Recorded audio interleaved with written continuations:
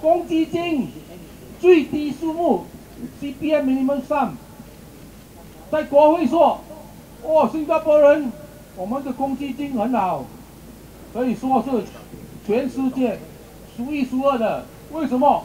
因为55%可以达到最低的公积金数目。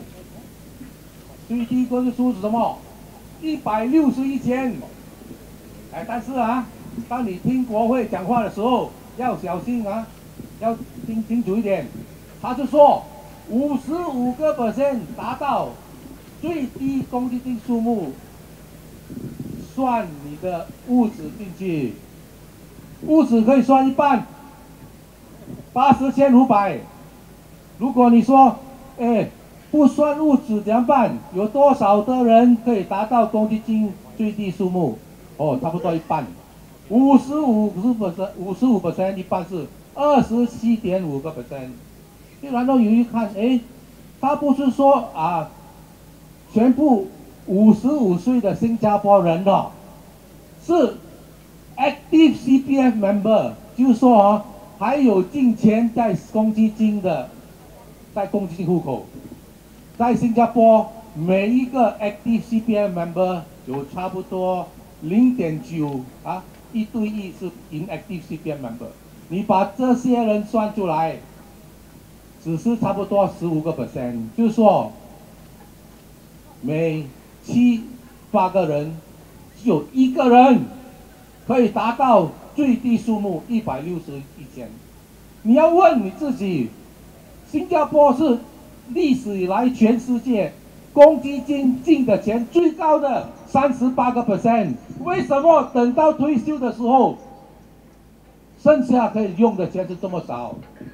当然，刚才已经讲了8万，讲利息的问题。HDB, they used to tell us in the HDB report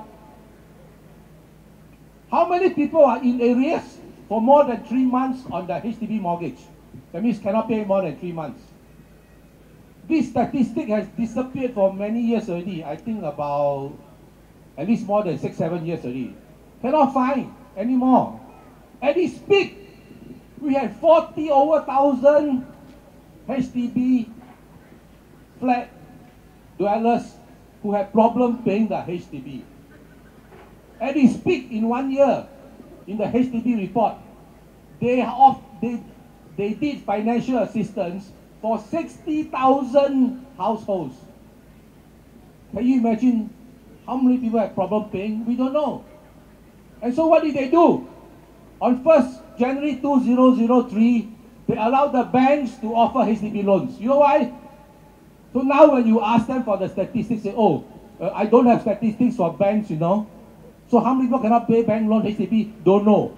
How many people the HDB bank loan cannot pay, the house got foreclosed? Don't know.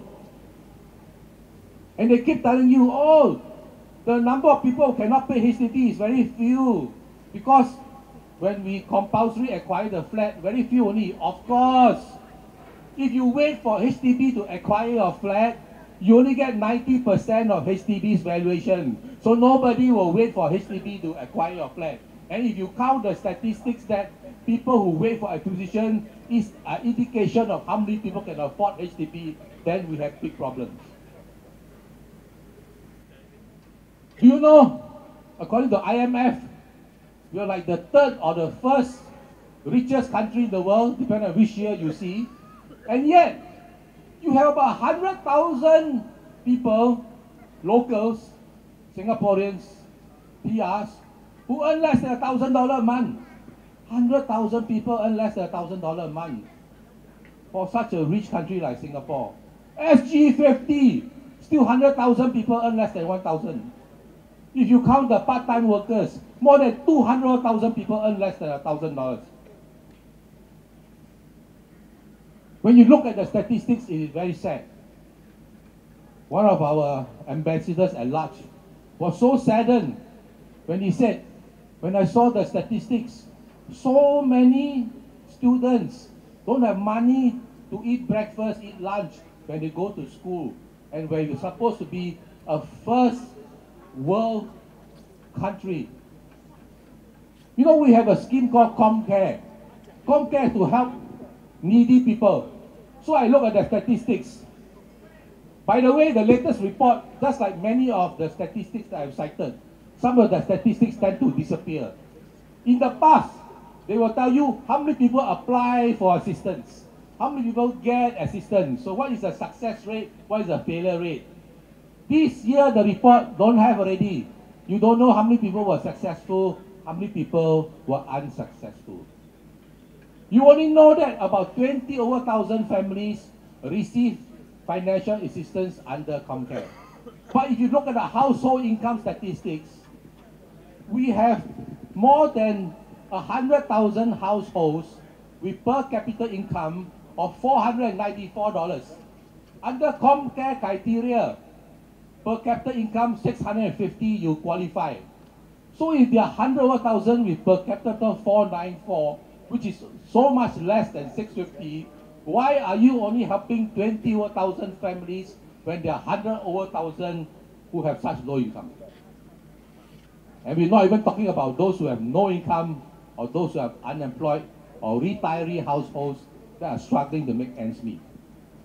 One university professor did a study and showed that about 30% of households were struggling to make ends meet.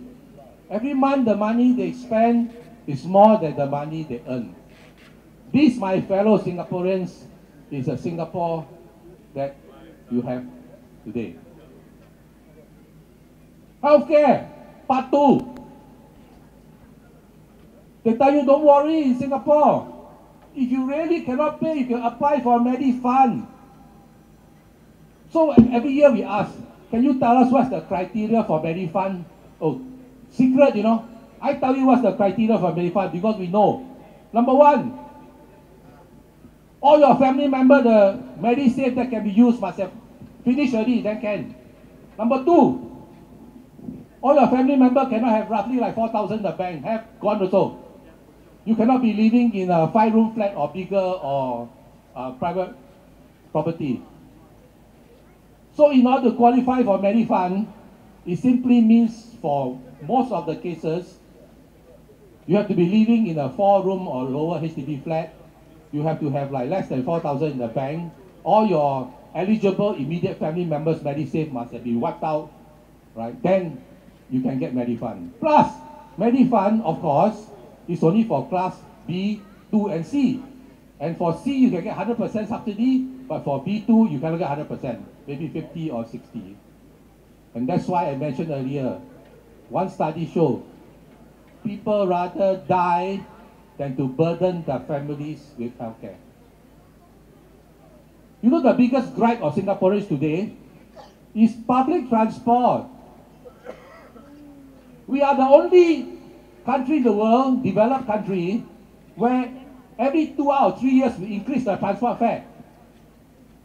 You know, our listed public transport company are very popular with share investors because they pay very high dividends. Where can you find public transport company paying very high dividends?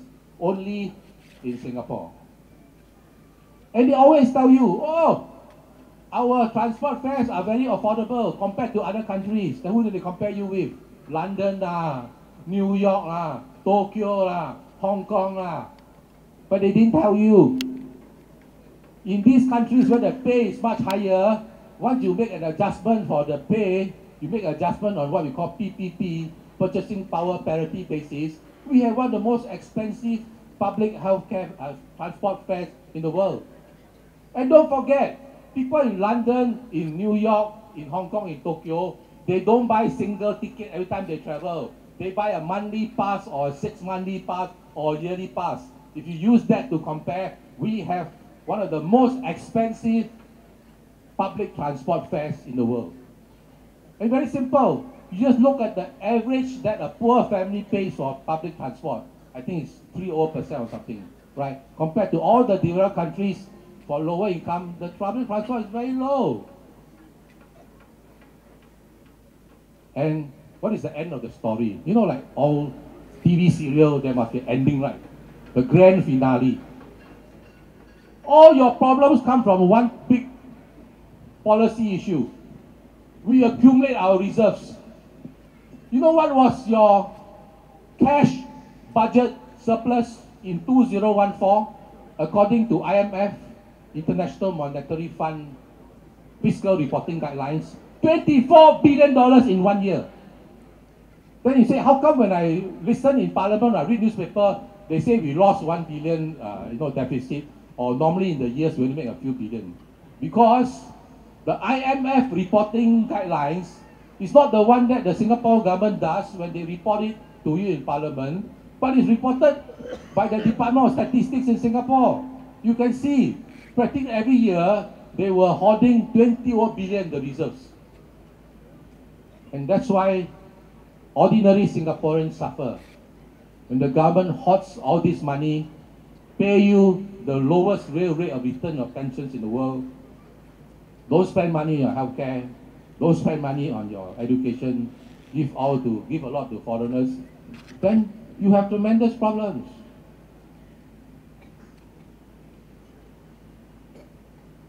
Finally, let me make a wish. You know, I'm 61 years old. I have written, analyzed thousands of articles, made hundreds of speeches about policy issues, HDB, CPF, public transport, healthcare. And yet, at every election, we hear the same thing. For you, with you, or for Singapore, or whatever. It's the same thing. But year after year, the statistics get worse.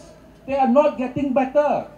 Words are not worth anything. Look at the statistics. The statistics don't lie. But in Singapore, of course, you have a problem. You want to find the actual statistics, so you can't. You keep on changing. But there are many people who are digging the statistics and trying to help you to understand them.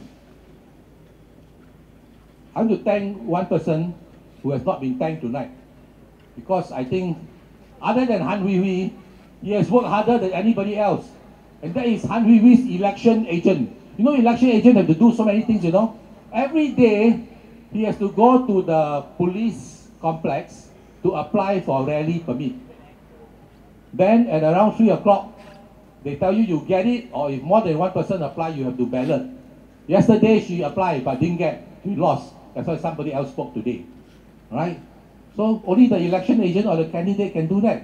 And after you get your permit, you have to wait to pay money. That means all in all, you have to spend at least like 2 hours or more at least there. So please put your hands together for Han Hui Hui's election agent, Mr. Ivan Koh.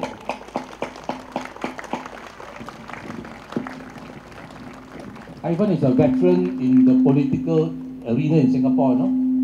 He was with Chiam See Tong, JB Jalanam, you name it, he has been there. How old are you, Ivan? 61. Okay, same age as me. And now, for the grand finale of tonight's rally, I give to you, who else but Han Hui Hui? Vote for Han Hui Hui! Vote for Han Hui Hui! Han Hui Hui!